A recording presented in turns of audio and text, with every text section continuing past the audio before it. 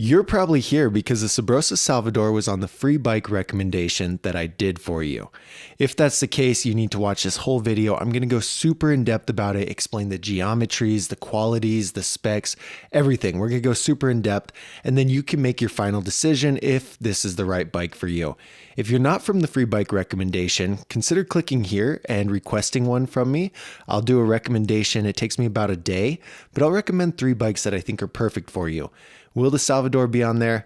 I don't know. It's hard to say. It depends on a lot of different things. So let's talk about the Subrosa Salvador. The Subrosa Salvador is one of the more exciting bikes in Subrosa's lineup because they add chromoly into the frame. It's still not quite a mid-level bike, but all things considered, it's decent quality. But the $500 price tag kind of drives me crazy. One of the things that I do love about this bike is the options. You've got the Subrosa Salvador XL, the Free Coaster, the Park. All of those different options will be covered more in depth in a different video. This is going to be just about the Salvador and the Salvador XL, not the Salvador Park and not the Salvador Free Coaster. Those have different scores in the street, in the park, and in the dirt. So we're gonna talk about those. Like there's separate videos on that. Okay, just search for it, or I'll probably link it somewhere. I don't know. But the Subrosa Salvador is a solid bike. A little bit overpriced, all right? Not full chromoly. These are some of the most common questions that I get about this bike. How much does it weigh? The Subrosa Salvador is going to weigh 26 pounds even. It's going to cost you $499, putting it in the same price range as the Kink Whip. And we'll talk about that a little bit later. A lot of people ask, can I upgrade this bike? And the cool thing is everything on this bike is fully customizable, fully upgradable as long as it's the correct size. Like the cranks are going to be 19 millimeters, so you can't just get 22 millimeter cranks and replace it without changing the bottom bracket. But that's normal things, right? It's not like if you get a Walmart bike, the one-piece cranks are going to be a headache, the bottom bracket's going to be a headache, and it's just terrible. The Subrosa Salvador is not like that. Everything's really easy to replace and really easy to upgrade. Does it come with pegs and hub guards? So sadly, the Salvador does not come with any pegs or any hub guards. You can upgrade them if you want with universal hub guards and, just standard pegs, but they don't come in the box. What kind of options does it come with? Well, you're going to need to choose between a 20.5 or a 21-inch top tube. The 21 is the XL version. I'm not going to make a separate video on that, but so choose between the 20.5 normal version or the 21-inch XL version. And within that, you get 2 different color options for each.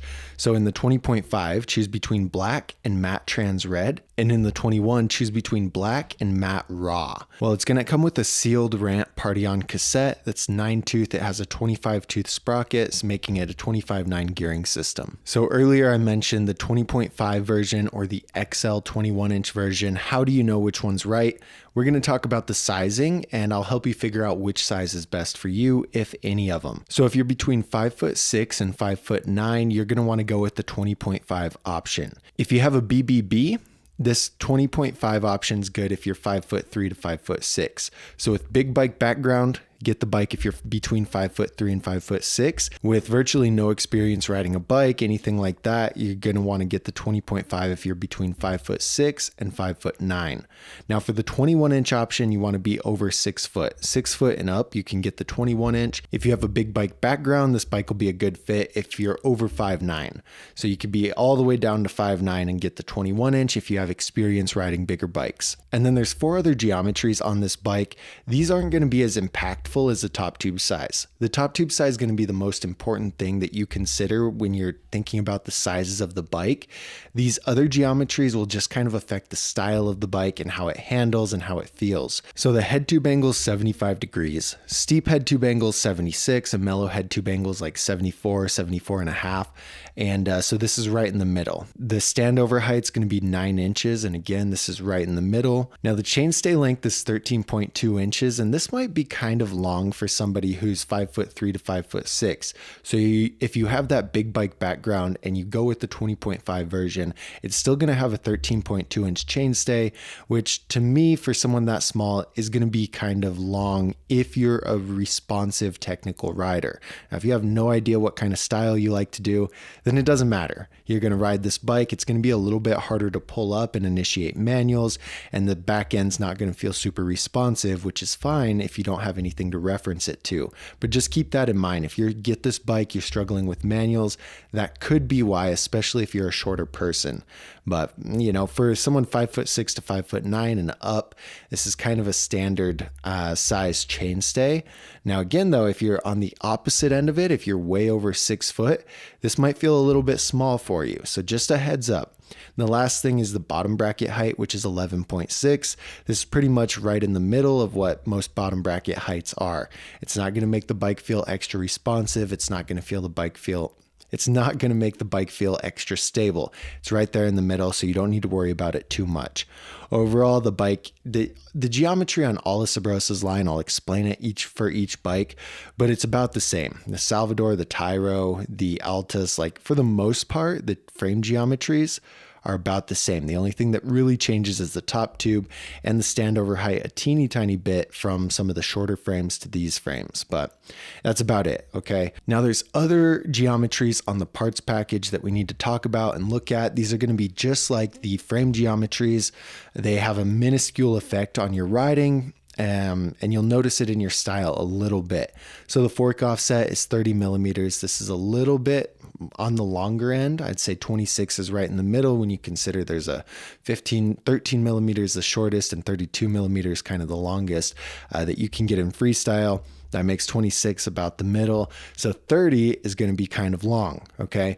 This is good for newer riders because you don't want something really responsive. It's going to feel uncontrollable and you might get hurt. So riding a 30 millimeter fork offset, 32 millimeter fork offset is good because it feels comfortable. You're not going to loop out real quick, or you're not going to snap the steering in the bowl and flip over or anything like that. Like 30 millimeter is good. Don't worry about it. The bars come in 9 inches. It's 9 inches whether you get the 20.5 inch option or the 21 inch option. On a 21 inch option, generally, like I said, it's for people over 6 foot. You're probably going to want some taller bars. So consider upgrading the bars later on. I only ride 9 1/4 and I'm 6'4", but the industry average, you'll have to find what works good for you. But generally, most people over 6 foot are riding around 10 inch bars at the minimum. So just consider that, think about it. The crank arm length is 170 millimeters, which is, to me, it's a little bit short, especially for a taller rider. Now, somebody 5'3", 5'6", almost 5'9", this is good. This is a good average, but for a taller guy over 6 foot, these crank arms are pretty short. You can upgrade them to 175 or 180 if you're feeling extra crazy, but the 170 might feel weird for a taller rider. I'm 99% sure that the stem is 50 millimeters in reach. The longer a stem is, the farther away your handlebars are. It's going to make your steering more stable. It's going to make bar spins a little bit harder, but the stability that comes with the steering is what you want out of a stem, especially if you're just getting into the sport. You're not going to learn bar spins right away, so it's better to have a more controlled and a more stable feeling on the bars and on the steering. The last thing is the gear ratio, which is 25/9, like I already mentioned. So now we got the geometry, right? You know, the height that this bike is good for, you know, the geometries of everything else, kind of how it's going to affect your riding.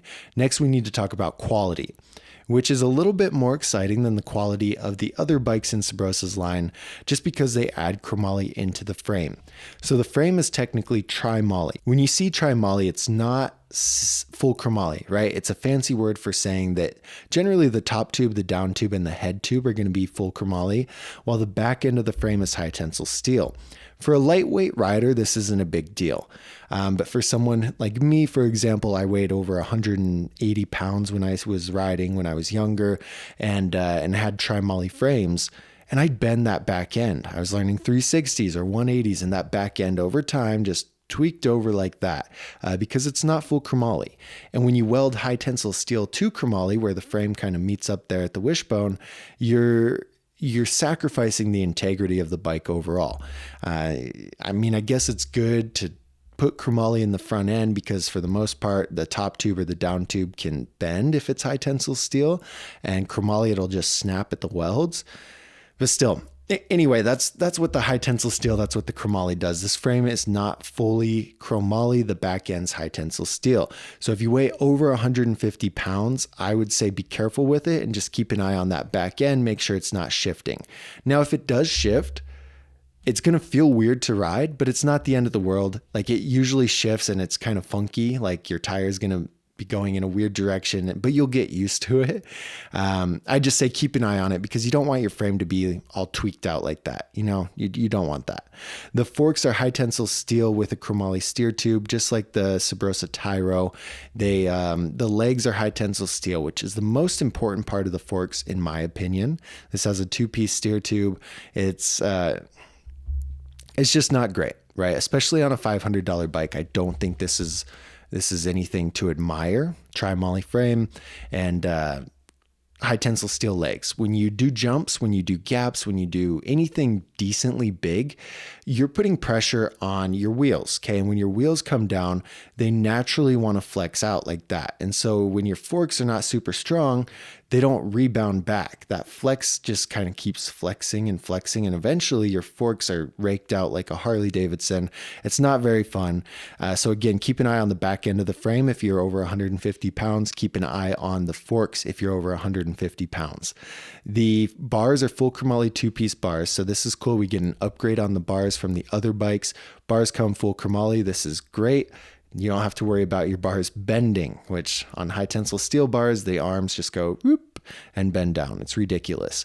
The cranks are 8-spline 3-piece chromoly cranks. These are good, but they're going to be very heavy. So if you have a bunch of extra money, you want to save some weight on the bike, upgrade something like the Rant Bangin', Rant Bangin' 48, or something better quality like the Odyssey Caliber or the Profile crank, something like that. If you're planning to upgrade it, you won't need to for a while, but as you start to progress, consider upgrading the cranks. You're going to save some weight. The rims are Rant Squad alloy single wall rims. So overall, we have a Chromoly frame. We have high tensile steel forks with a chromoly steer tube. We have full chromoly bars, full chromoly cranks, and then single wall rims. This is kind of the core component of the frame, and these are the most expensive parts to upgrade.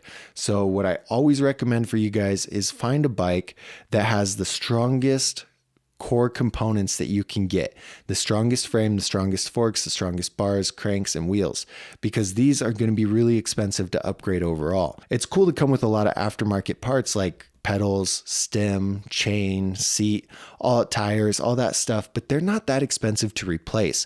So I would rather you guys get a bike that has good, strong core components and pay to replace the parts package that comes with it versus getting a bike with not very good core components and then paying to replace the core components and having good part package. Does that make any sense? Anyway, that's the main components. Okay, so some of the part package highlights, we have quite a bit on here. The Rant Trail plastic pedals are Rant aftermarket pedals. The Subrosa pedal steel sprocket. It's a lower quality version. You know, you want alloy sprockets are a lot better, lighter, but steel sprocket's going to be a little bit heavy. Anyway, it's still an aftermarket sprocket. It's got a sealed headset, bottom bracket, and hubs, and then Subrosa sawtooth tires. These are the low PSI version of the Subrosa sawtooth tires, so they're 60 PSI max. I don't know any new riders who ride over 60 PSI, but once you get back into it or get a little more experienced, you're going to want tires with a higher PSI so you can pump them up and have minimal rolling resistance. These are going to squish down and they're going to feel really sluggish and slow when you're cruising around the skate park or on the street spots. But they're technically aftermarket, even though they're the low PSI. The LOWLIGHTS of this is the 410 chain. It's a weaker version of the chain. You want a half link or you want a 510 chain, in my opinion, at minimum, because you don't want to be pedaling around. You don't want your chain to snap, hit your knee on the stem, flip over. You're going to have a bad time. So especially if you're a lighter rider, you're not going to put very much pressure on the chain, but over 150 pounds, same thing. Guys over 6 foot who weigh quite a bit, keep an eye on this chain or replace it right away. It'll cost you $30 to get a really good chain on there. Keep an eye on it. It's low quality. Okay, so now we know all the quality, and let's kind of talk about the quality and the weight limit. This is a weight limit that I developed myself. This is not from Subrosa. This is just from me based on the quality of the bike, because I weighed a lot. I mean, not a lot, like 180 pounds. I was 6 foot when I was, 14, 15, I feel like. But I broke a lot of bikes because of that, because I had no idea what this different quality meant. Neither did my parents. And so anyway, the Subrosa Salvador scores a 4.2 in quality. 4.2 out of 10. The kink whip scores a 7 just for reference. Everything makes up this 4.2 quality score. And so because of this quality score, I wouldn't recommend it for anyone over 160 pounds. If you're under 160 pounds, this is a fine bike for you. You're not going to be bothered by the Chromoly frame, by the high tensile steel fork legs. You're going to be chilling. But if you're over 160 pounds, you got to pay special attention to the quality of this bike, and it's going to wear out a lot faster. It's not going to last you as long. So that's why I put that weight limit on there. The XL version, for the most part, I feel like people over 6 foot are going to weigh more in general. Like they're just taller people, bones weigh a lot. I don't know. You're probably going to be over this 160 or right around there. And so I would stay away from this XL version unless it's the only thing you can afford. But again, there's better options for $500. So 160 pounds. If you're under 160, I take back all the bad things I said about this bike. It doesn't apply to you. If you're over 160 pounds, be weary about it. All right. So if you're still watching this video, you're probably like, hey, you know, this might be a good bike for me. Well, now we got to talk about the disciplines. There's street, there's park, there's dirt. There's a bunch of different things that people ride their bikes on. Newer riders tend to ride a little bit of everything, but maybe you have it in your head that you're going to be a park rider or you're going to be a street rider. So let's talk about what this bike is designed for. The algorithm in the Dougsterbob app came up with these scores based on a bunch of different things. So the Subrosa Salvador is mostly designed for dirt riding. This is going to be because of the bigger geometry and just some of the parts package items. It scored a 2.2 in street, a 2.56 in park, and a 4.1 in dirt. It scores highest in dirt. You can upgrade it. You can add changes. Like I said, this bike's fully customizable. So if street is your thing, you probably want to get some pegs, some hub guards, some better street tires. If park's your thing, you're probably going to want to get a gyro and lighter parts for it so that it's better, more responsive, things like that. You can upgrade it, but as it comes right out of the box, it scores a 4.1 in dirt, and it's going to be best for riding dirt jumps or pump tracks. Now, if I went back in time and I bought this bike and I said, well, what should I upgrade? I would upgrade the wheels first. Single wall wheels, you can save a lot of weight by upgrading the wheels. You can maybe get a free coaster if that's something that you want, but upgrade the wheels first. It's going to be expensive, but you're going to get a lot of bang for your buck out of upgrading the wheels. The next thing, the sprocket. Get a good alloy sprocket. It's going to save you quite a bit of weight, and it's going to be a lot stronger. And then the forks. I don't like the high tensile steel legs on the forks. Since the bars are full chromoly, I think the forks would be the next best upgrade. You're going to have a lot of benefits with upgraded forks. So overall, I do like the Subrosa Salvador. If you're under 150 pounds, it's going to be a fine bike for you. But there are a ton of other bikes that come in 21 inch and 21 inch or 20.5 inch options. There are lots of different options, and some of them are much better value than this bike. There are quite a few that are better value. $500 for a 4.2 quality score is just not very good. And someone over 160 pounds should really just stay away from this bike. Find something better in a 21 inch top tube, up your budget, or you don't even need to up your budget for some of these bikes you can find at the same price tag with almost double the quality score. You got to check out the Dougsterbob app to find those bikes because you just sort it by quality. It's so simple.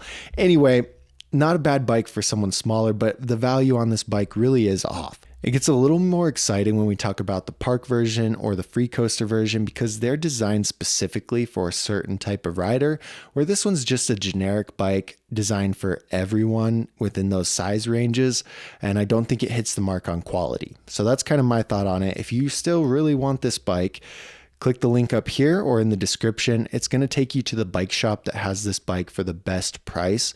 It's always updated, and there's a lot of people who are charging way too much for bikes right now, and I don't want you guys to get ripped off. So check that and see where it takes you. Find it for the best price if you want it, but I think your best option would be to fill out a free bike recommendation and let me recommend 3 bikes that are perfect for you based on your budget, your height, your skill level, all of that.